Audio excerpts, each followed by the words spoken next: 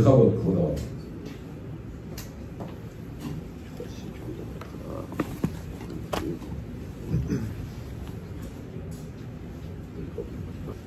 ערב טוב, bonsoir à tout le monde. Je veux d'abord remercier le Maradéatra, le Rabbi Guy. J'ai eu l'occasion effectivement 2-3 fois de rencontrer à Deauville. Je veux remercier d'accepter de me recevoir ici. Je remercie les organisateurs, Olivier qui ne dort pas, ça fait 2 semaines. Qui ne me laisse pas dormir aussi, ça fait 2 semaines. Et Michael et tout le monde, tous ceux qui ont préparé. Nicolas Kavod. C'est vraiment, pour moi, c'est vraiment une simcha d'être dans une soirée pareille, dans un Erev Limoud pareil, comme il a dit Michael. Rencontrer des gens que pas forcément on se rencontre, chacun son bête à midrash, et essayer ensemble d'étudier un sujet, Bezrat Hashem, et essayer de développer un sujet ensemble. Et il n'y a pas une plus grande ardout, il n'y a pas une plus grande unité que le ardout à Torah, hein, quand on étudie la même Torah. Alors je vais parler aujourd'hui de Purim. Je vous fais la préface que je fais en général quand je fais un shiur. C'est pas une conférence, pas du tout une conférence, un shiur. Je vous donnerai pas la clé de la parnassa et les outils comment être moins nerveux dans la vie, c'est pas mon truc. Je vais étudier avec vous. On étudie un shiur, on ouvre quelques sfarim, on ouvre quelques psukim, on essaye de réfléchir ensemble. Si ça peut faire réfléchir aussi pour la vie, mais d'abord il y a une matara, il y a un but dans la Torah elle-même, c'est pas chouette, découvrir un peu ce qui se passe à l'intérieur et essayer de réfléchir sur Chag Purim. Surtout c'est des fêtes qu'on passe chaque année, Purim, Pessah, Hanouka, presque tout, on a l'impression que tout a été dit. Il faut essayer de sortir un peu les galotes et tastarim, dévoiler un peu ce qui se passe. Donc on va parler un peu de cette Megillah et un peu de cette fête. Je voudrais commencer, pas par mon habitude, par une petite anecdote que j'ai vue la semaine dernière.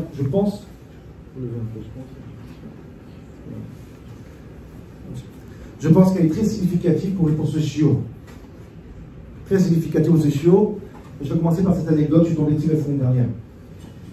Il y a une école en Russie, à Moscou, Oravner, ceux qui connaissent, une école Oravner. J'ai quelqu'un de ma famille là-bas qui enseigne dans cette école. Et c'est une école Chol et Kodesh. Et une des profs, la prof d'histoire, c'est une prof russe, juive, laïque. Elle est la prof d'histoire. Elle enseigne l'histoire. Elle est complètement laïque, mais elle enseigne. C'est une école qui est sous contrat. Et donc, elle prend une classe dans une école juive, moitié froid, moitié pas froid, dans une école juive. Elle prend la parole, elle pose une question. Est-ce que quelqu'un est au courant du Kahal, des enfants?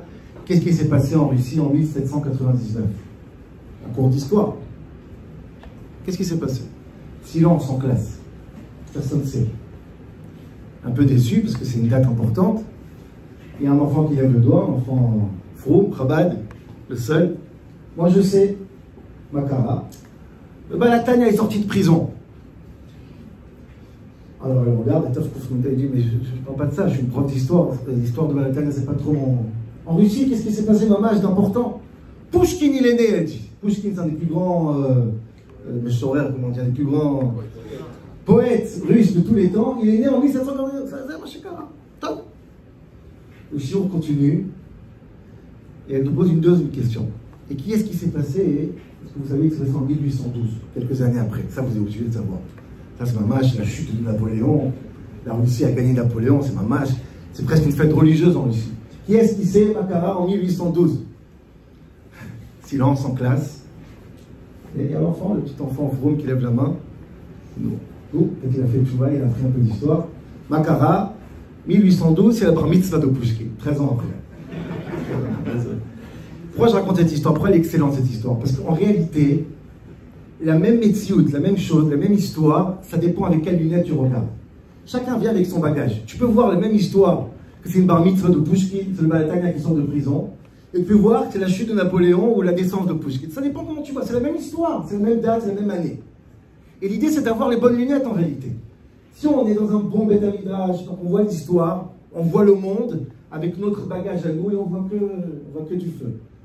Et on peut avoir les lunettes de cette prof de russe, complètement laïque. Elle voit ce qu'elle voit. Et pourquoi je vous dis cette histoire importante avant ce shiur?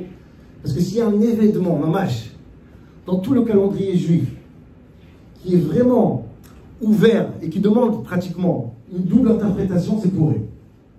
On va essayer de comprendre ça aujourd'hui, avec quelques psukim dans la Megillah. Et vraiment, quand je lis la Megillah, on a réellement l'impression qu'on peut voir la bar mitzvah de Pouchkine ou la chute de Napoléon. Ça dépend comment tu lis. Et c'est très bizarre. Ça va très très loin cette histoire. C'est presque gênant quand on lit la Megillah de voir combien elle est neutre, combien elle est entre guillemets grise. Elle n'a pas de couleur. À toi d'interpréter la Megillah. C'est très difficile. C'est presque incompréhensible. On a fait un show il y a 2 ans sur la fête de Pourim elle-même. Parce que c'est une fête joyeuse ou pas, c'est pas du tout évident, la Pialacha. C'est une fête qu'on ne fait pas à l'aile. C'est une fête que la Megillah, on l'a fait pendant le jeûne, le premier soir. C'est une fête que le Tour, il dit qu'on fait Tachanout, c'est vrai certains avis. C'est une fête très bizarre. C'est une fête très bizarre. La Véloute, elle continue Pourim. La fête, je ne parle même pas de la fête, je parle de la Megillah, l'histoire elle-même. Essayez de prendre l'histoire, et je répète ce que je dis à chaque shiur. J'espère qu'avant Pourim, on prend la Megillah, on la lit en français. Pas shoot les psukim avant Rashi. Lire les psukim en français, vous allez voir, vous allez découvrir des choses incroyables. Il y a des choses qu'on nous a pas dit, c'est écrit dans les psukim, on va voir quelques petites choses après. Et quand vous lisez l'histoire de la Megillah, c'est presque gênant. Il y a un flou. Il y a vraiment une neutralité qui est insupportable, à savoir qu'est-ce qui s'est passé ici. Il y a un livre magnifique qui s'appelle Megillat Staré. A écrit ce livre des Tivot Amishpat, un des plus grands Gdolei Achronim. De chaque yeshiva, on apprend les Sires, on dit. Un des plus grands. Il a un livre qui s'appelle Megillat Starim, c'est-à-dire le Megillah des choses cachées. Et lui, il a une akdama, c'est obligé de le lire, et il fait remarquer, je vais vous dire tout de suite, jusqu'à où ça va, le flou de cette Megillah, vraiment. Le fait que quand on lit la Megillah et on passe Pourim, on a l'impression que je ne sais pas quoi penser. Pas seulement le miracle, les personnages de la Megillah du Netivot. À savoir, Achashverosh, Esther, Aman, Zeresh et le reste, je ne sais même pas chacun d'entre eux si c'est le gentil ou le méchant. Objectivement. Si vous avez juste lu l'histoire et un peu quelques gmarottes, les dakim de la Megillah, dans ma Seret Megillah, je ne sais pas décider qui est Aman, qui est Mordechai, qui est Achashverosh, et qui est Esther et qui est Zeresh. Conseil de l'Etivot. Je vous donne quelques exemples. Et c'est affolant. Pourquoi ce flou? Et ce flou, il n'est pas stable. Ce flou, il va obliger ce flou à nous donner quelques halakhot très bizarres dans Pourim pour justement ce flou. Alors, quels sont les personnages? Regardez, c'est incroyable.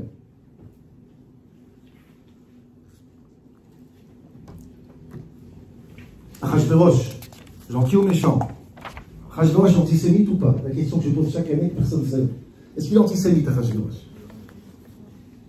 Ah, il est temps de savoir, on n'a pas 7 ans là. On s'est fait un avis déjà, non?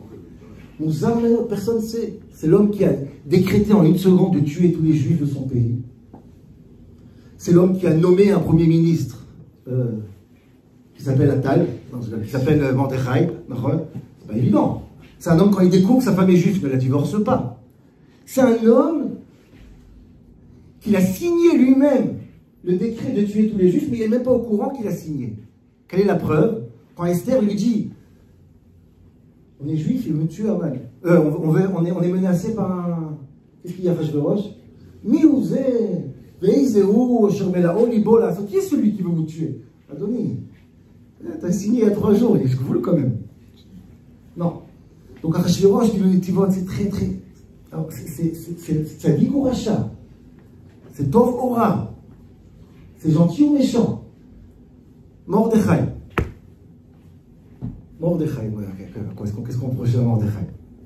C'est incroyable. C'est une akdama, c'est une page et demie. Qui va faire la copie ici, le Tivot, c'est pas incroyable. C'est juste, c'est une préface que j'ai obligé de la lire pour commencer le shiur. Mordechai, qu'est-ce qu'on peut reprocher à Mordechai? C'est un tzaddik ou pas un tzaddik, Mordechai? C'est non pas shoot, Bechal. Non pas shoot. Mordechai, pour lui, c'est Sanhedrin, tzaddik. On essaie de faire en sorte que les enfants se déguisent à Mordechai. Incroyable, qu'est-ce qu'on lui reproche? La Gemara elle-même, la Gemara elle-même, elle dit que Knesset Israël, le peuple juif, a reproché au grand-père de Mordechai d'avoir mis au monde Mordechai. Pour des querelles personnelles avec Aman, il a mis en danger un peuple entier.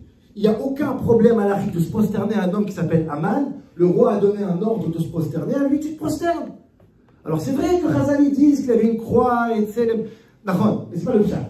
Dans le pshat, Aman, c'est le premier ministre, et le roi est dit prosterner, on se prosterne, ma baya. Il y a des querelles personnelles entre les deux qui font en sorte que Mordechai n'accepte pas de se prosterner. Et dit la Gemara, elle dit, on n'a pas pardonné ça à Mordechai. Qu'est-ce que tu mets en danger un peuple, petite garé, baoumot? Qu'est-ce que tu mets en danger un peuple entier? Parce que tu vas... Fais comme ça, Aman. Et comme ça, on va pas rien. Il y a un problème à la rive de ça. Acte qui déclare que Mordechai fait partie du Sanhédrin et Chazal nous dit que par chou, une partie des rabbanim, des dayanim du Sanhédrin sont partis du Sanhédrin. C'est pas content. C'est pas d'accord avec lui. Pas normal. Tu prends une décision, tu mets en danger tout le monde. C'est la Gemara qui dit ça. Et donc, comment il est Mordechai? De quel côté il est? Il est un tzaddik ou c'est pas un tzaddik? Est-ce qu'il a bien fait ou il a mal fait? Je ne sais pas. Je ne sais pas quoi penser sur lui. Si vous avez une caméra au temps de la Megillah, vous serez surpris. C'est loin d'être un consensus. Maintenant, vous allez me dire, Aman, bon, Aman Barour, c'est un rachat. Aman, c'est un rachat. Rachat ou pas rachat, Aman?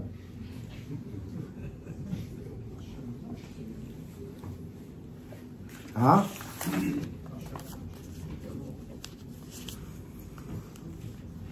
C'est quoi Aman du Netivot? Je vais vous dire, je ne vais pas comprendre ce qu'il dit le Netivot, je vais donner une petite préface. Après, Shmuel, ils sont Sirot Moussa, il a un mamar très connu sur la Karatatov. Je vais vous dire ce qu'il dit là-bas. C'est très important. C'est quoi l'attitude qu'on doit avoir avec quelqu'un qui nous a fait du bien ou du mal? Il dit le Sirot Moussa, quelqu'un qui pense te faire du mal et il t'a fait du bien, pas seulement que tu ne dois pas être en colère sur lui, tu dois être reconnaissant à vie. Par exemple, si je travaille chez David au bureau, pendant 5 ans, il me donne Parnassa, et après il me dit Shmuel, dehors, j'ai plus d'argent pour toi. Plus de Parnassa. Je sors dehors, j'ai pas possible, il m'a jeté, j'ai une famille, des enfants, et j'ai pas de Parnassa. Qu'est-ce que je fais? Je vais me débrouiller comme je peux, je vais acheter un peu de légumes, je vais essayer de les vendre au marché, et je monte, et je monte, et je deviens millionnaire.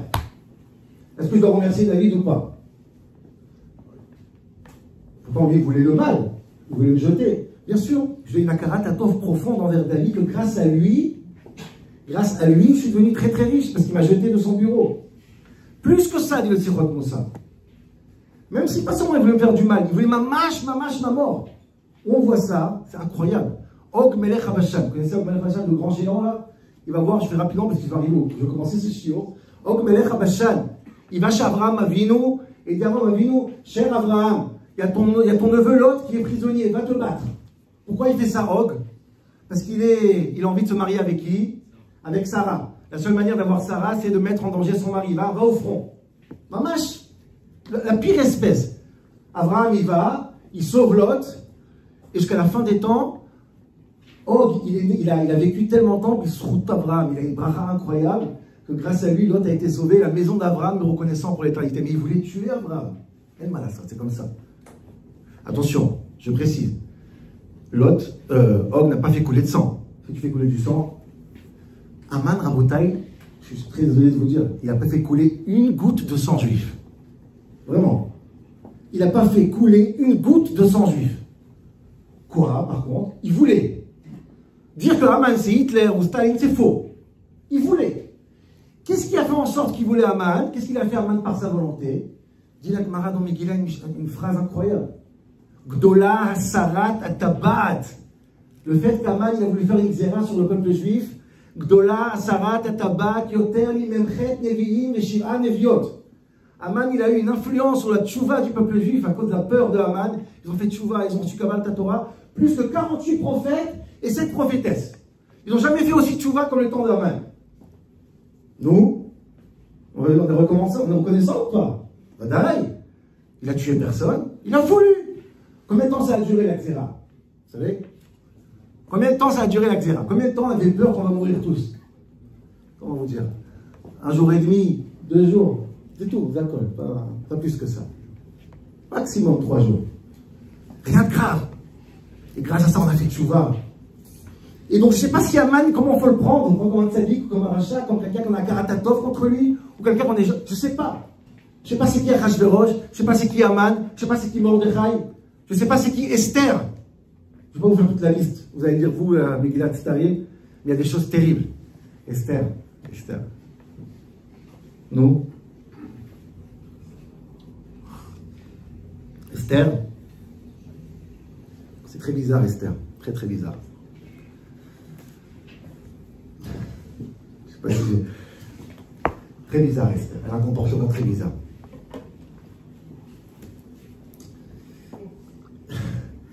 Elle fait un mishté avec Aman et Achashverosh. C'est pas très tsniout. Comment vous dire? Elle a une relation avec Achashverosh. Je sais ce que la Gemara dit. Le Ntivot, c'est pas très glatte. Si vous avez étudié la Gemara, le Ntivot ne ramène pas, mais j'ai révisé la Gemara cette année. Je vais vous donner l'information. Qu'est-ce qu'elle a mangé Esther pendant un an avant d'être choisie chez le roi? Avant même d'être. Pendant un an, qu'est-ce qu'elle a mangé? La Gemara dit Amar Bimeir, du porc. Chout Khazir, Bassar Khazir. Vous connaissez cette Gemara? Très bizarre. Je vous dis ça parce que j'ai trouvé il y a 2-3 semaines dans ma bibliothèque un livre de Rabbi Yosef Messas. Je ne sais pas si vous connaissez, c'est un des grands possèdes qui était à Haïfa. C'est le cousin, je pense, de Rabbi Shalom. Hein? C'est le cousin de Rabbi Shalom, je ne sais pas si c'est. Un des poskim les plus mécoris, les plus originaux, très très courageux sur la paix. Il a des choses incroyables. Il a écrit un livre sur la Torah, et à partir des 2-3 dernières semaines, il parle de la Megillah un peu. J'ai fait la copie parce que c'était très étonnant. Il nous pose la question là-bas presque. Il dit, je ne comprends pas. Esther, elle a fait quoi comme sacrifice du coup? Essayez de l'expliquer juste. En quoi elle est héroïne, Esther? Qu'est-ce qu'elle a fait d'extraordinaire? Moi, je connais du Rav Messas une femme que tout le monde la vénère au Maroc. Elle s'appelle Mama Soulika. Vous connaissez cette femme? L'Echagab du Rav Messas, Makshim Rabim. Nous, on a connu Bedor Shilifnei, Faneinu, Aïta Tzadeket Soulika, Akvura Befaz, Fez. Elle, cette femme, elle était pnouya, dit le Rav Messas. Elle n'était pas mariée comme Esther, elle était une femme célibataire. Elle ne voulait pas se marier avec un arabe. Il était croyant. Et qu'est-ce qu'elle a fait? Elle a juste simplement donné sa vie. Ils l'ont égorgé, je ne sais pas si j'ai essayé de voir un peu avant les chiots qu'est-ce qu'ils ont fait. A priori, ils l'ont massacré, mamage. Maintenant, elle pidine, c'est un homme croyant, l'arabe. Je ne sais pas que c'est permis, c'est incomparable avec Esther. Elle a donné sa vie, on l'a tué, on l'a massacré, tout le monde la vénère aujourd'hui comme la femme qui a fait mes sirops de la fèche pour pas avoir un contact avec Hachem Ishmael. Et Esther, dit le Tivot, c'est la fête au village. Et le repas, et le cochon, et le truc. Et. Car je connais. Posez-vous la question, qu'est-ce qu'elle a fait de spécial, Esther? Elle est rentrée chez son mari, ça y est, à part ça. Je ne dis pas qu'elle a fait par volonté, peut-être pour rien. Je dis simplement, hein, je ne sais pas comment traduire Esther. Et donc, tout ça pour dire quoi, en Bretagne? Tout ça pour dire quoi? Tout ça pour dire qu'on est dans une Megillah que, franchement, et je peux vous faire toute la Megillah maintenant, franchement, on lit les personnages de la Megillah, on a du mal à se faire un avis. Est-ce que c'est la naissance de Pouchkine ou c'est la libération du Balatana? Je ne sais pas c'est quoi ces gens-là. Je ne sais pas, Loïda. Comment il faut voir ces choses-là? Si je dis ça, c'est pour vous expliquer une halakha que Pourim a reçue. Une halakha très bizarre. On ne se rend pas compte, c'est une banalité pour nous, mais je vous comprenez tout ça bien, cette halakha. Il y a une halakha qu'on n'a donnée que dans Pourim. Aucune fête à cette halakha. C'est quoi cette halakha? Chayav Adam Lomar. Un homme est obligé de dire le jour de Pourim, Arour Aman, Baruch Mordechai. Pourquoi? Pourquoi on ne dit pas Arour Paro, Baruch Moshe? Pourquoi on ne dit pas Hanouka? Parce que vous savez pourquoi? Parce que c'est vraiment flou là. Si je ne dis pas Arour Aman, Baruch Mordechai, sincèrement, c'est pas sûr que je peux le dire. Et c'est pour ça que nos sages ont donné cette obligation, c'est la Gemara elle dit, le Yerushalmi dit, Tosfot il ramène dans le Bavli aussi, c'est Yerushalmi, que chacun doit dire vraiment Pourim pour ne pas perdre la notion. Je commence le shiur pour comprendre comment commence le Pourim. Il ne faut pas perdre la notion. Parce que je vous dis qu'on on est vraiment dans une zone. Donc, Arour Aman, attention, Baruch Mordechai, Aroura Zeresh, Brucha Esther, attention. Je sais que ce n'est pas évident, mais si tu ne dis pas les définitions de chacun, qui est l'ennemi et qui est l'ami, tu risques de t'embrouiller et tu n'as pas le droit de t'embrouiller Pourim. Pourquoi? Parce que Pourim, il y a une mitzvah. C'est tuer Amalek. Si tu ne sais pas qui est Amalek, rentre chez toi. Si tu ne sais pas que Amal c'est Amalek, comment ça c'est? T'as pas fait? On va lire Kriyat Torah juste avant la Megillah. On va lire Parashat Amalek. Si les choses ne sont pas identifiées, si l'ennemi n'est pas clair, rentre à la maison. Jusqu'à que le Yerushalmi dit, il y a deux nusrot, c'est l'Ashkenaz, on va faire après la Megillah, Baruch Ata Hashem, Shoshanat Yaakov, Tzalem et Samecha, Nachon, Arur Aman, chez Sfaradim, Sarah et Drivenu, Adan et Dinenu, etc. C'est une fila très impressionnante. Et le Yerushalmi dit, sachez-le, que Rav, c'est qui là-bas, quand il y avait le nom de Nebuchadnezzar dans la Megillah, il disait Marchemo, dans la Megillah. Mamash. Et nous, qu'est-ce qu'on fait quand on entend Aman? On frappe juste pour dire quoi? Je ne me trompe pas. On peut facilement se tromper, mais je tiens la tête. Aman, c'est le méchant et Mordechai, c'est le gentil. Voilà. Donc ça, c'est la préface, la glama que je voulais vous faire pour comprendre c'est quoi l'enjeu de Purim. L'enjeu de Purim, c'est de ne pas s'embrouiller. Savoir qui est le méchant, qui est le gentil. Et je vous dis, c'est pas évident. Il faut vraiment, vraiment définir les choses. Si c'est comme ça, là, je voudrais commencer la première question du Shiur. Parce qu'il y a une question qui est incroyable. Et encore une fois, c'est des choses que tout le monde connaît, on les a appris chaque année. Mais il faut comprendre que c'est complètement hallucinant. Il y a cette fameuse halakha, Dina de Gemara, qui vient jusqu'à la halakha. Rava. Amar Rava. Cette halakha qui est tellement évidente. Chayav inish li besume, chayav inish li besume bepuria. Un homme est obligé de se saouler. C'est ça la traduction. À Purim. Ad delo yada. Jusqu'à qu'il perd la notion de Aroura Dai. Ça fait 3 heures qu'on explique qu'il faut, que c'est pas évident, il faut mettre les choses, il faut dire Aroura, il faut dire Marchemo, il faut taper. Je viens de finir la Megillah, et que tu me dis Rava, Chayav inish besume bepuria delo yada. Et t'es en train de me tirer une balle dans le pied, tu m'as déraciné l'ADN de Purim. J'étais bon là. J'ai dit Marchemo Nebuchadnezzar. J'ai dit Marchemo Aman. Je dis Baruch Aman, ça y est, j'ai fini la Megillah. Et tu me dis attention, maintenant il est temps de boire un verre et d'oublier qui est l'ennemi. Alors comment je fais? Alors comment je fais mon Purim? Il est où Amalek? Elle en dit. On commence au début en fait. Il faut savoir, c'est pas évident le fait qu'il faut se saouler Purim, c'est pas du tout évident. Il y a une grande marloquette dans les Shonim, déjà le Rani ramène, puisque la Gemara elle ramène après que Rabba il a dit cette halakha. On va voir d'où il a pris sa Rava, parce que je ne sais pas. Jusqu'aujourd'hui, je vous dis sincèrement, je ne sais pas d'où il a pris sa Rava. Il n'a aucune source à dire ça. J'ai pas envie de provo. Quand Rava, il a dit, écoutez les gars, saoulez-vous pour une, je sais. Il n'y a aucun possède qui a trouvé d'où il a pris ça. C'est bizarre. C'est venu comme Roi Hakodesh. Il est arrivé ça la nuit. Je pense qu'il faut se saouler pour une. D'où tu sais, tu as un Passouk, tu as un Smarta, tu as une Gemara, tu as un remède, rien du tout. Une intuition. Personne ne sait d'où il a pris. À part que c'est complètement contraire à ce que je viens d'expliquer, il n'y a aucune source. C'est bizarre. Il y en a qui disent que, effectivement, Rava, entre guillemets, s'est trompé.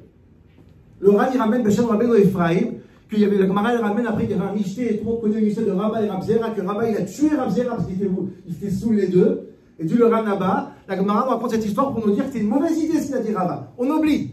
On ne se saoule pas pour lui. Le seul petit problème, c'est que le Rambam, le Shulchan Aruch, et tout le monde ramène que Rava il a raison, il faut se saouler. Alors je dis, Rava, explique-moi pourquoi tu dis ça. Je vous dis, c'est insupportable, on ne se saoule pas. Chazal, ils disent que pourri, Pessah, on boit 4 verres de vin, on ne se saoule pas, Pessah. Il y avait de la police qui tournait dans les maisons Pessah pour se rassurer que les gens ne sont pas bourrés. On dit bourrés, saoul, excusez-moi. C'est interdit. C'est interdit. C'est impossible. Alors, à différentes raisons pourries qu'il faut vraiment trouver Amalek. Si t'es sous, comment tu vois 3 Amalek? Comment tu fais? Zecher, il y a plusieurs Amalek. Avec Ashkenaz, avec ça. Pourquoi tu as dit ça, Rava? Ça, c'est la grande question. Pourquoi tu as dit ça? Donne-moi. Rava lui-même, il n'explique même pas. Chazal n'explique pas. On a une halakha. Il faut que. Adelo Yada, c'est la halakha la plus bizarre qu'on peut trouver. Plus bizarre qu'on peut trouver. Elle n'a aucun sens. Elle n'a aucun but. Elle est contre-productive. Elle est anti-Purim, anti-Amalek. L'Oyodéa. Inaïlar. D'où tu sais, Rava? C'est possible qu'il se gratte la tête. Et je vais vous dire quelque chose. Je ne vais pas rentrer dans ça. Si vous avez le temps, regardez cette halakha. C'est la seule halakha dans le Chod Purim, ou peut-être presque tout le Shulchan Aruch qui est en araméen. Il n'y a pas beaucoup d'halakhot. Tisha B'Av, les halakhot sont en hébreu, hein, en araméen. Bon, en araméen. Maintenant, si vous regardez les poskim de cette halakha, Chayav, Inish, les Bessoum et le Puria, c'est un peu comme on a dit dans la Megillah. Personne ne sait ce que ça veut dire. Chayav, il y en a qui disent c'est obligé, il y en a qui disent c'est peut-être. Ini, ça veut dire, d'après certains, que Sofer, il dit, c'est seulement les gens qui sont simples. Non, il dit, c'est que les tzadikim. Il dit, Bessoumé, c'est quoi les Bessoumé? Il y en a qui disent, c'est les nôtres. Il dit, un bon repas s'appelle Bos. C'est une halakha qui est floue comme Pourim. C'est très bizarre. Pourquoi on se saoule Pourim? C'est complètement, c'est incompréhensible. Comment je me saoule Pourim? C'est quoi? Adelo yada benarou ramal borondra. Je veux comprendre cette phrase. Cette phrase qui est complètement contre-productif pour la fête de Pourim.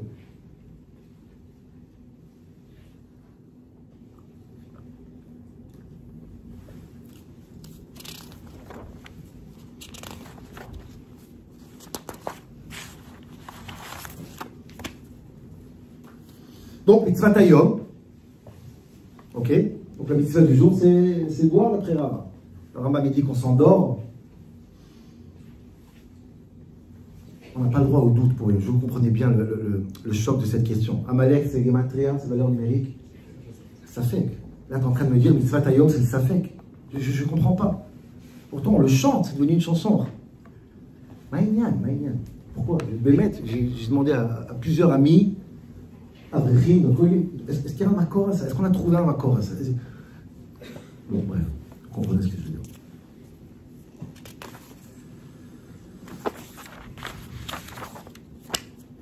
Ok, 3 petites questions sur la Megillah. Je peux vous en poser 50. 3 petites questions et après j'arrive à essayer de comprendre ce qui se passe. Je vais vous dire, aujourd'hui, on va apprendre une notion, je pense, qui est importante pour Pourim. Elle est importante aussi pour l'époque où on se trouve maintenant, depuis ce qu'on appelle le Shabbat maudit du 7 octobre. Torah, la situation bizarre qu'on se trouve maintenant. Je pense qu'on a un grand secret dans Pourim. Je veux juste vous dire d'abord, ok? Je vous invite vraiment, sans faire de pub, de regarder le shiur qu'on a fait sur Pourim il y a 2 ans. Pourim, c'est pas un fait de miracle. Comprenez bien cette idée au plus profond de soi. Moi, j'ai une image sur Pourim, je donne ça de parenthèse, c'est la Gemara qui dit ça. Dieu nous en préserve quelqu'un qui est très malade. Il lui reste 1 semaine à vivre. C'est Mishmor. Il marche dans la rue. Il va mourir. Il est en marche en phase finale. Il marche dans la rue, et il y a un trou qui fait 20 mètres de profondeur. Il va pour tomber, et moi je viens, hop, je le sauve. Je l'ai sauvé ou pas? Je l'ai sauvé. Est-ce que pour autant il va vivre encore plus longtemps? Non, il reste malade. Je l'ai sauvé d'une mort immédiate, mais la situation elle reste critique. Dit la Gemara, Pourim, c'est la même chose. Il y avait un fou qui s'appelle Aman, il voulait nous tuer. Ok?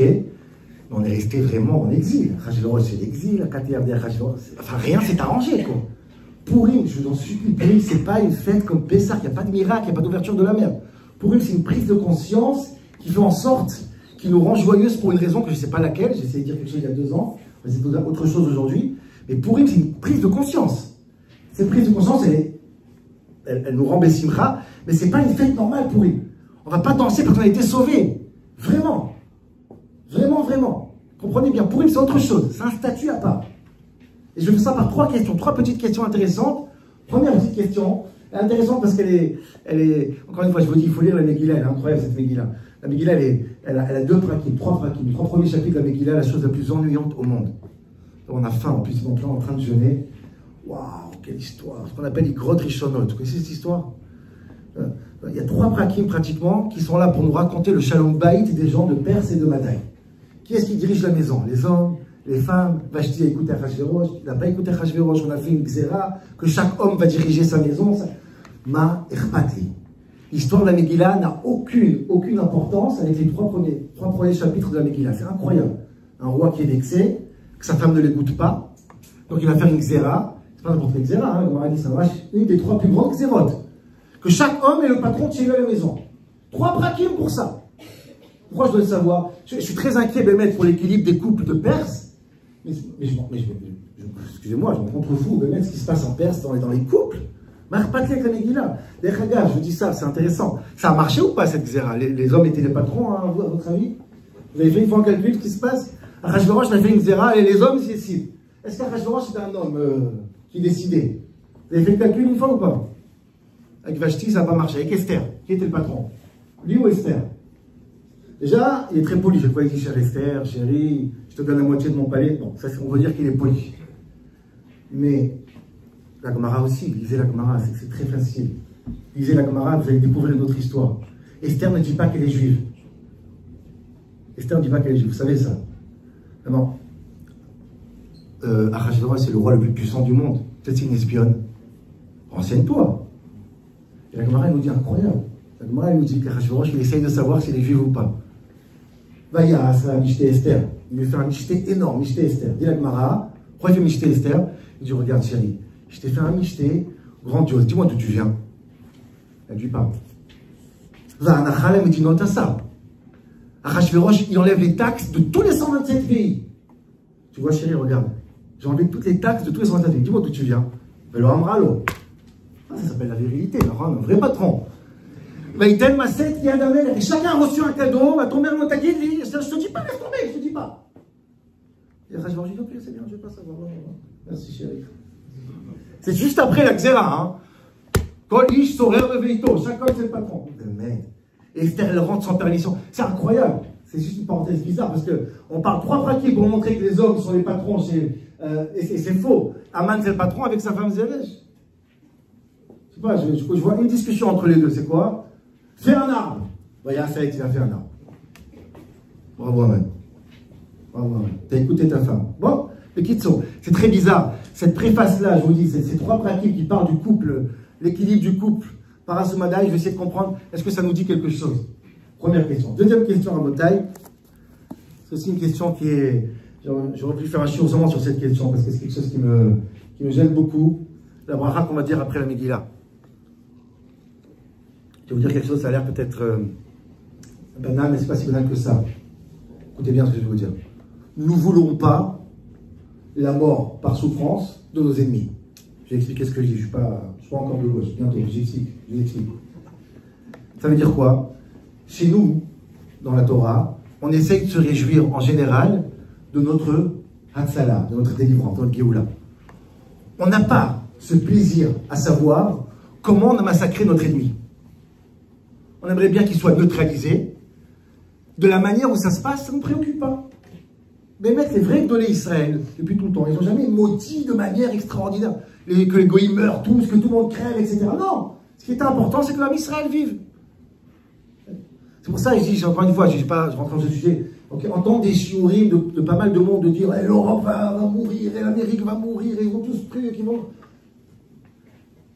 Il y a quelqu'un qui passait chez le rabbi sur les dollars, et il a dit au rabbi, il faut faire une fila que l'Amérique elle coule. Parce qu'à l'époque c'était Carter, je ne sais pas, le président qui était terrible. Pourquoi tu veux que quelqu'un... Prie que nous on va dire, c'est pourquoi tu... La Gada de Pessah, on parle essentiellement de comment on parle un petit peu. Talal Tibé Mitzrayim. Comment il est mort, Paro, avec étouffement? Est-ce qu'il... Je m'en fous. Il est mort, c'est chaud. Pourri, il y a quelque chose de très obsessionnel dans le sadisme de la mort de nos ennemis. Arav et Drivenu, Adam et Dinenu, Hanokem et Nikmatenu, Hanifra lanu be'etzarenu, Vameshalem gmul echol oivenu. Si je vous dis en français, ça veut dire il est mort, il a été massacré, il a été déchiré, il a été fracassé. Calmos, on dirait Shvochamatra, et même dans la Megillah, qu'est-ce qu'on lit à voix haute?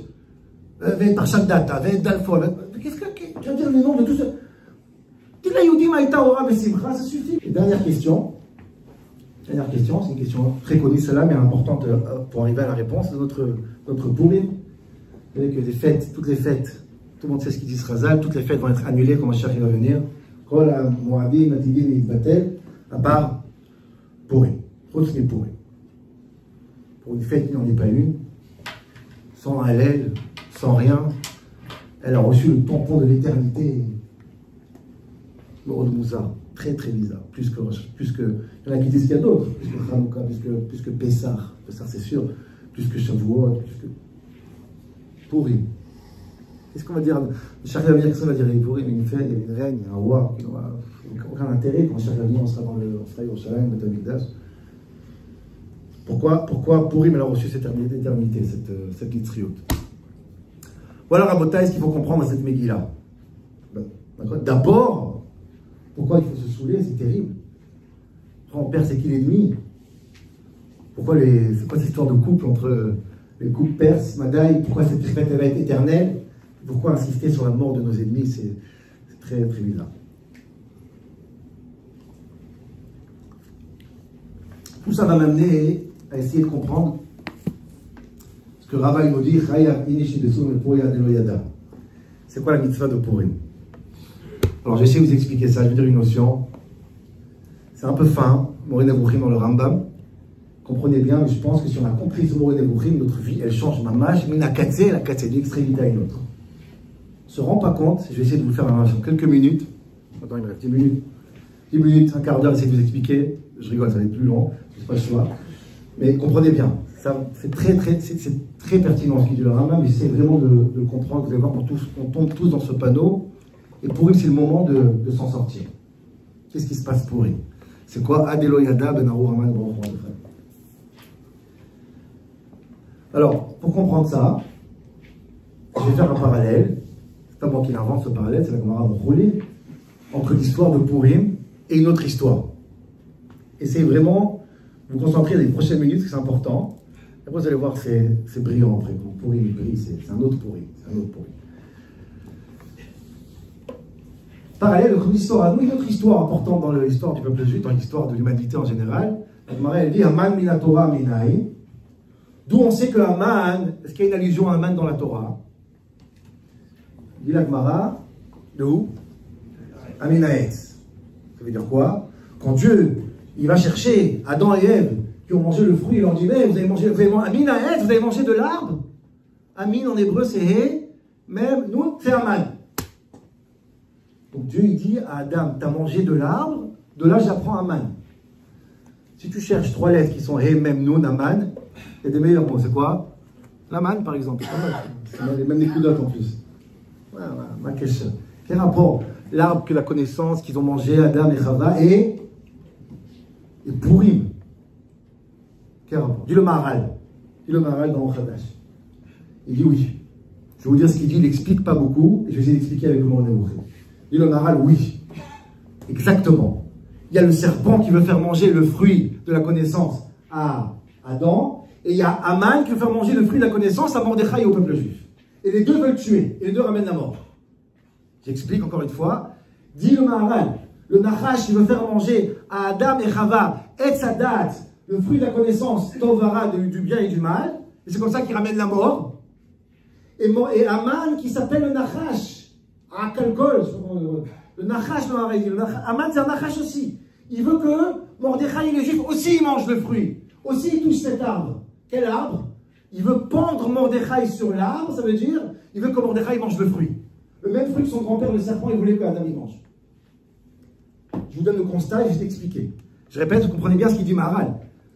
Le Nachash veut que Mordechai mange le Nachash veut que Adam et Chava mangent le fruit et les tue avec ça. Comment il les tue? Mangez-moi de l'arbre de la connaissance Tovara. Et Haman aussi. Il veut que Mordechai et Mordechai mangent du même arbre. Haminaetz. Et comme ça, vous allez mourir. Autrement dit, Amalek, qui est Haman, il veut qu'on mange du fruit de la connaissance du bien et du mal. Ma question. Quel rapport? Quel rapport les fruits? De quoi on voit? Ma question. Là, j'ai expliqué. Moi, je vais expliquer ça. Hachem Sfatay Tifta, parce que c'est très important. C'est un très très bon moment Nevuchim. Notre cher ami Serge, mon cher élève qui veut mon encyclopédie sur tout ce qu'il m'a fait rappeler qu'on a parlé de ça en match dans les parachiotes. En plus, c'est très très très actualité, mais on n'aura pas le temps d'y faire rapport avec le parachute du Mishkan. Et c'est un moment Nevuchim, le guide des égarés, mais incroyable. Incroyable. Qu'est-ce qui se passe avec Adam et Chava qui a rapport avec Purim? Écoutez bien. Dieu m'a Nevuchim comme ça. Adam et Chava, on ne va pas refaire l'histoire maintenant, on marche en 2 minutes, mais comprenez bien. Adam et Chava ont mangé le fruit. Il a fait méode. Dieu va les punir. Il a fait méode. Dit le Rambam, Sha'alouni. Il y a quelqu'un qui m'a posé une question très pertinente. Il m'a dit, j'ai jamais vu une punition autant rémunératrice que cette punition. À savoir, avant qu'ils ont mangé le fruit, ils n'ont pas de connaissance du bien et du mal. Ça s'appelle un animal. Après qu'ils ont mangé le fruit, qu'est-ce qu'il leur dit Dieu? Aïe, aïe, aïe, vous avez mangé le fruit de la connaissance du bien et du mal. Eh bien, dorénavant, vous allez connaître le bien et le mal. Shkola, merci beaucoup. Roté Niskar, dit le Rambam. C'est un roté qui est... Ah non, c'est le plus beau cadeau qu'on peut offrir à quelqu'un qui connaît le bien et le mal. Qui veut dire dans un monde où on ne connaît pas le bien et le mal? C'est vous frach le gabre, dit le Rambam. Les mots du Rambam sont terribles.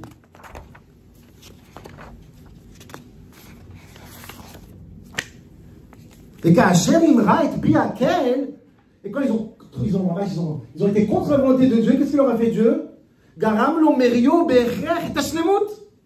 La rébellion leur a donné un cadeau qui s'appelle la shlemut, l'excellence, la connaissance du bien et du mal. Magnifique, toda rabba. ושתהיה Afrana, מצויה בנו. Afrana זו היא הנכבדה מכל התכונות. C'est la plus belle chose qu'on peut donner à quelqu'un. טוב ורע.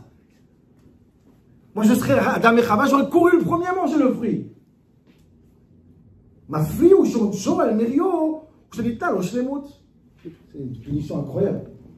Réponse. Voilà, c'est la réponse que vous comprenez bien. Quelle est la réponse? Il faut trouver les mots. Dit le Rambam, je dis avec mes mots à moi, et je vais vous donner quelques preuves. Vous allez voir que ça peut changer aussi comment on regarde le judaïsme, notre relation avec la Torah. Très très erronée, souvent erronée. Je vais vous expliquer. Dit le Rambam comme ça. Comprenez bien. Je voudrais vous parler de deux notions. Restez concentrés 2 minutes, après que vous avez réalisé 2 minutes là, vous avez compris tout sur. Il y a 2 notions importantes dans la vie. Et rabotaï, messieurs, dames. À partir du moment qu'on mélange entre ces 2 notions, notre vie c'est un cauchemar. Dans le couple, dans le chinour, dans le travail, tout au monde.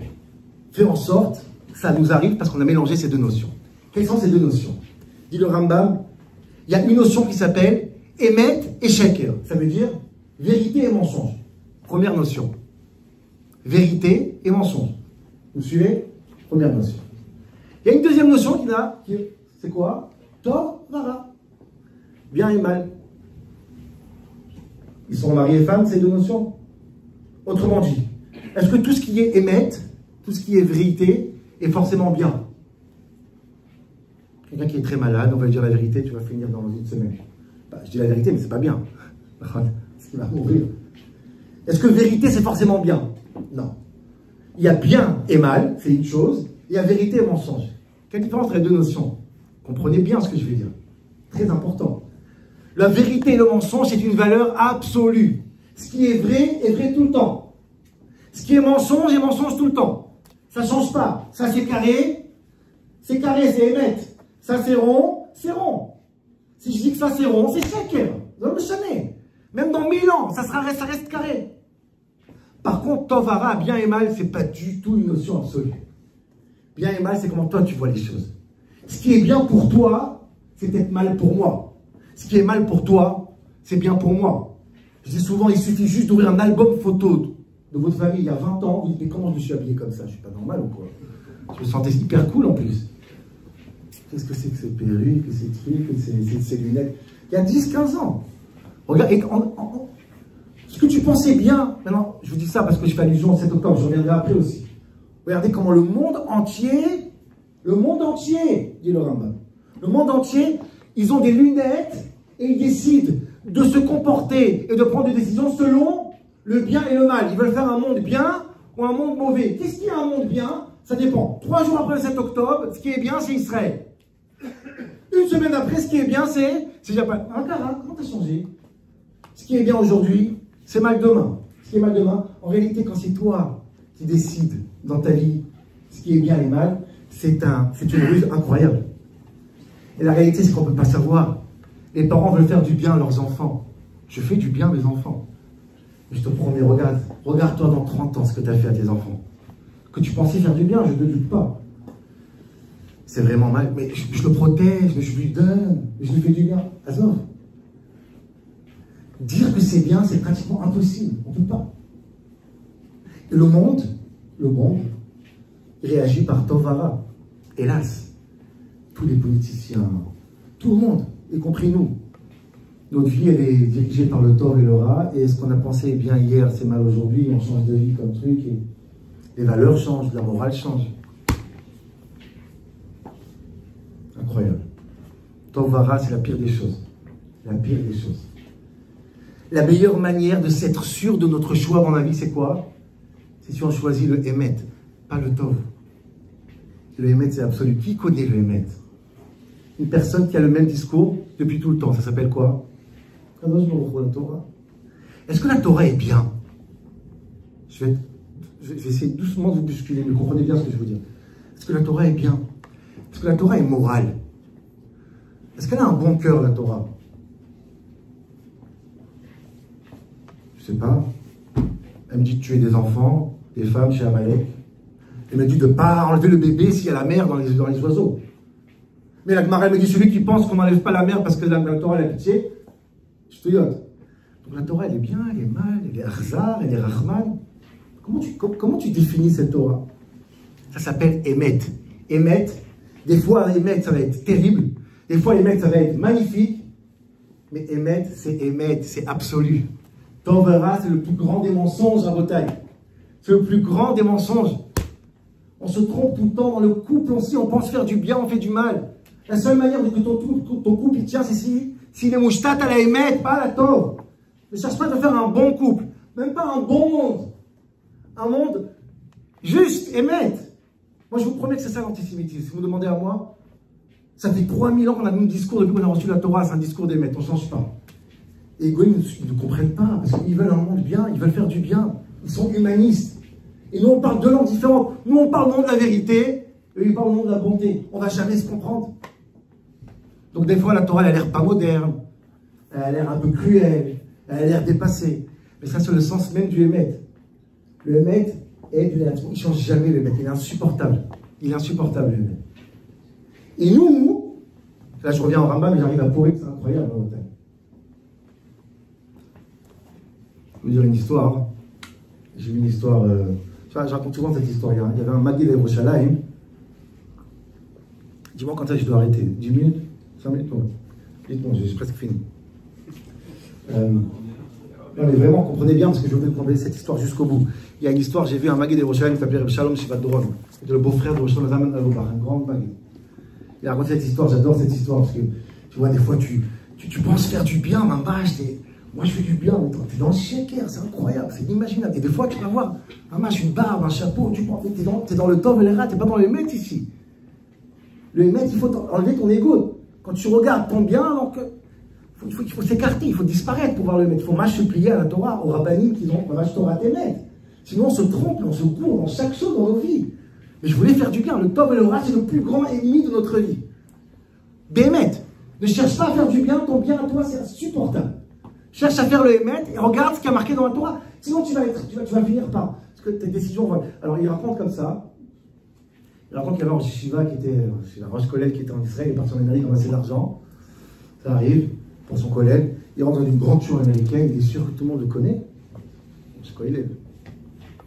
Il rentre, il s'assoit. Il attend qu'on le fasse voir à côté du rab. Personne ne remarque. Bon, bah, il prend sa place ici. Okay, il bouge, il chante fort pour qu'on le remarque. Comme c'est ça lui ressemble. Et bref, je fais vite. Il dit, bon, c'est on va me donner le shlishi, la troisième montée. Je suis comme un scolaire, quoi. Évidemment, il n'est pas bon. Personne ne l'appelle pour shlishi. Il dit, bon, il y a la montée des rabbinés, c'est chichi, la 6e. Personne. Kaniré qui m'ont prévu une haftara pour moi. Incroyable. Et personne n'appelle pour m'aftir. Il dit, bon, Kaniré avait un yortza, il va me donner moussaf. Et personne ne lui donne moussaf. Et il dit, Shalom Shvadron, c'était Shabbat Rosh Chodesh. Shabbat Rosh Chodesh, on rajoute la taït sarta. Et le chazan qui fait moussaf, il commence cette fille-là, et il oublie la taït sarta. Et le Rosh Chodesh, il fait, taït sarta, il commence à crier, taït sarta. T'as oublié? Il dit, Shalom Shvadron, combien de pourcentage là dans ces nerfs-là? Combien de pourcentage c'est qu'il n'a pas eu chichi et maftir? Et combien de pourcentage c'est qu'il a oublié Rosh Chodesh? Vous comprenez quand je fais du bien, je lui fais la remarque. Mais c'est que de l'ego, c'est pas du Hémet, ça, c'est du tov, ce que tu penses faire bien, mais c'est le chèque qui réagit. Alors, il faut vraiment avoir le srou dans notre vie, d'être attaché au Hémet, pas au tov. Et je vais vous dire quelque chose. Hémet, je vais vous dire, c'est un peu choquant, mais j'ai obligé de vous dire cette phrase-là. J'ai trouvé dans un livre que j'ai de Rav Soloveitchik, que j'ai trouvé en Israël il n'y a pas longtemps, un vieux livre. Je vais vous dire quelques phrases. C'est très choquant, mais j'ai vraiment envie de vous bousculer pour que vous compreniez notre relation qu'on doit avoir avec la religion. La Torah du Rav Soloveitchik. Un livre qui s'appelle Sod Yachid Ve'Yachad. Il dit comme ça. Je vais vous dire ces mots, c'est. Il dit, le plus grand penseur de ces siècles. Il dit, on a fait dire des mots du Rav Soloveitchik, on a dit sur moi que j'ai dit que la Torah, elle a pour but de nous rendre heureuses. Il dit comme ça, écoutez bien.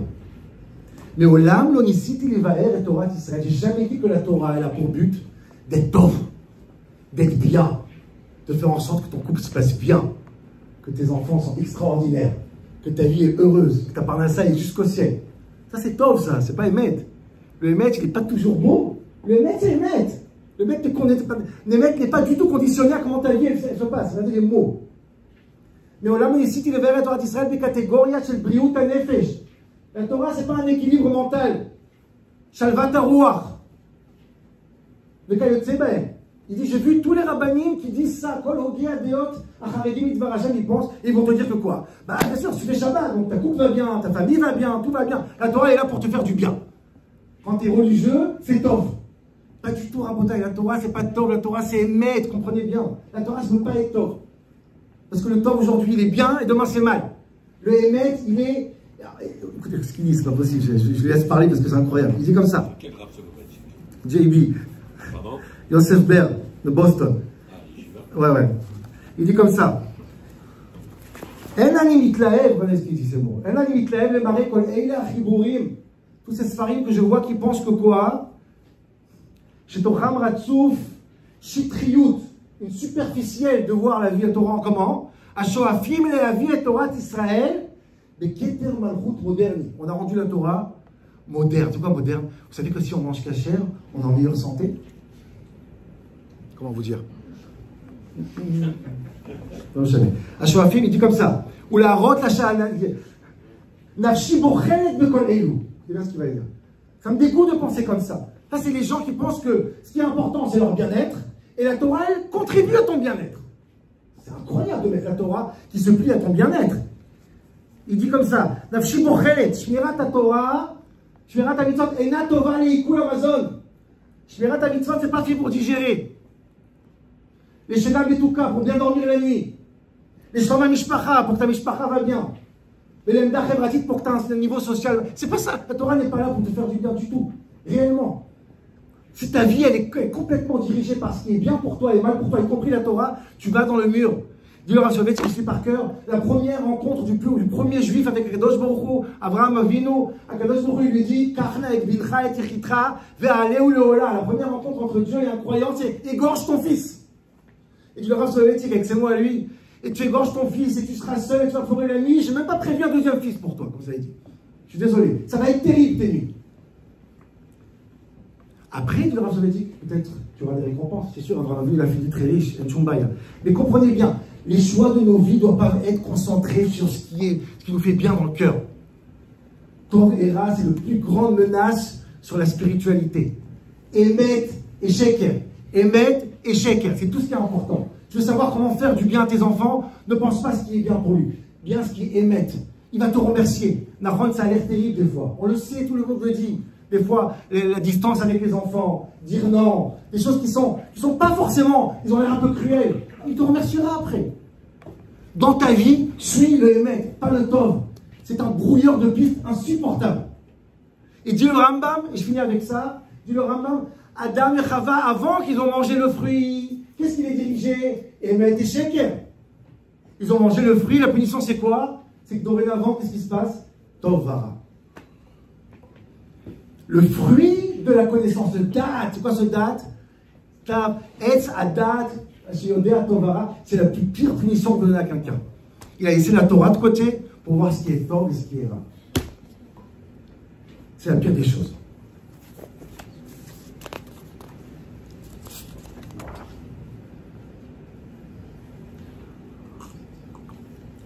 Si on a compris ça à Rabotai, je pense réellement qu'on tourne hommage dans Purim. Béhémet. Tant que notre vie est dirigée par Tov Vera, par l'arbre de la connaissance, du bien et du mal, on ne saura jamais c'est qui Aman. Je vous dis, on l'a vu au 7 octobre, c'est qui l'ennemi, c'est qui le bien, les gens ne savent pas.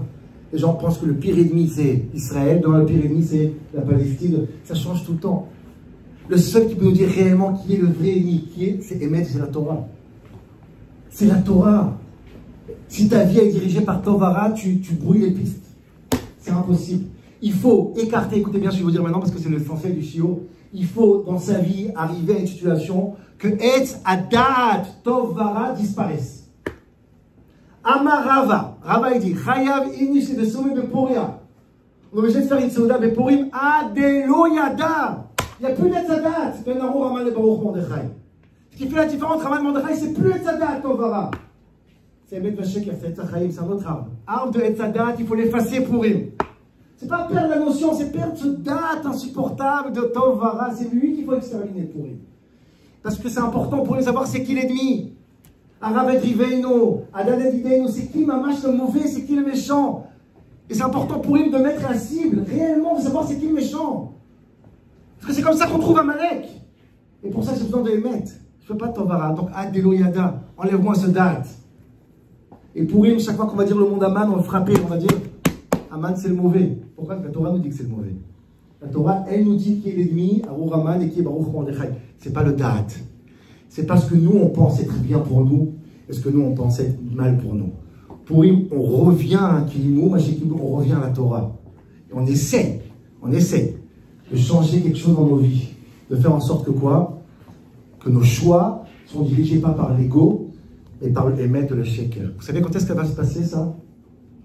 Ce qui va se passer, ce que je vous dis maintenant, que nos choix de vie vont être comme Adam Arishon dans le Gan Eden, c'est quand Mashiach va venir. Daniel nous dit, le Sefer Daniel, quand Mashiach va venir, Yitbareru, Yitlabnu, et Yitzarfu Rabim.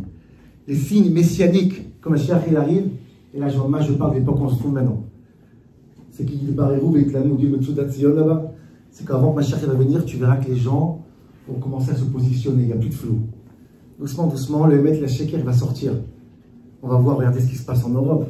Là, on remarque que 90% d'Europe sont pro-palestiniens. C'est incroyable. Tout le monde doit sortir du flou. Jusqu'à 7 octobre, il y a plein qui étaient pour 2 États, pour ça, pour la paix. Il y a quelque chose qui est très obsessionnel après 7 octobre. Positionne-toi. Positionne-toi. Ah, il faut le boycotter, il ne s'est pas positionné, il n'a pas pris pour. Il y a quelque chose de messianique, comme ça, il sait faire Daniel. Dans une situation où on arrive, où le Emet et le Sheker, il prend une place énorme et chacun se prend une position. Un pour le Sheker et un pour le Emet. Comme ça dit Daniel. Et c'est pour ça, Rabotai, je pense que la seule fête qui va rester, quand Mashiach va venir, c'est Purim. Parce que Purim, on a effacé le Etzadat Tovara, on est revenu à Emet Vasheker. C'est pour ça que la seule fête qui va rester, c'est la fête qui nous permet à nous de revenir à cette Torah Traïm incroyable. De ne pas tomber dans le piège de l'ego du Tovara. Et Prayab Inish de Soumei, et de retrouver cette authentique Torah qui fait en sorte qu'on est attaché à Etzachaim, l'arbre de la vérité et pas l'arbre de la bonté. Et pour Purim, il faut jeter ce Da'at, Etzadat Tovara, il faut le jeter. Chayab Inish Adelo Yada, fini Tovara. On a des rabbanim, on a des tzadikim, on a une Gemara, on a un Shulchan Aruch. Eux, ils sont le Emet. Nachon, la pilule est difficile des fois. Nachon. On a quelqu'un à Deauville, moi j'ai fini avec ça, quelqu'un d'extraordinaire, Albert Benamou, je le connais ici, il avait de Oujda. Il avait des magasins de meubles, un homme extraordinaire, il avait une parnassa incroyable, il m'a raconté, et il la première fois qu'il a essayé de faire Shabbat. Il ferme tous les Shabbats. Il y a plein de magasins de meubles, ça marche que les week-ends, etc. Il a fermé Shabbat, il m'a dit écoute-moi bien.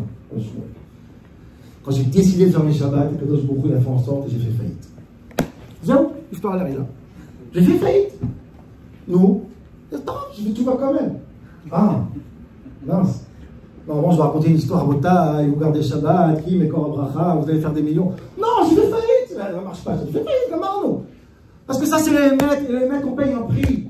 Le Emet est Kachet Bincha Ve'aleh Leola. Pour le Emet, il faut payer un prix. Quand on est attaché à quelque chose d'éternel, qui restera éternel, alors c'est pas toujours extraordinaire.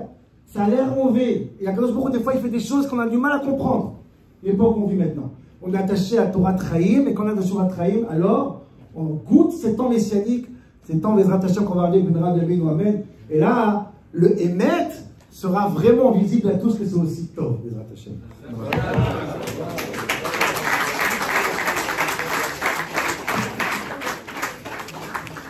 Les 3 premiers prakim.